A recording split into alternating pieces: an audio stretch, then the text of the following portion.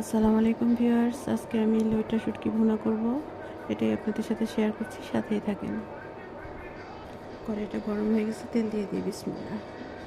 পেঁয়াজটা দিয়ে দিই বিসমিল্লাহ। শুটকিগুলো দিয়ে দিছি।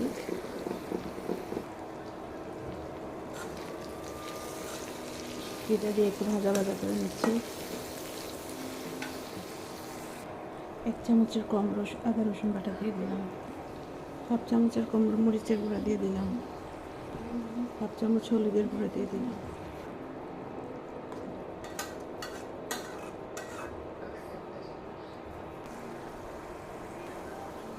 চার পাঁচটা কাঁচামরিচ দিয়ে দিই বিসমিল্লাহ।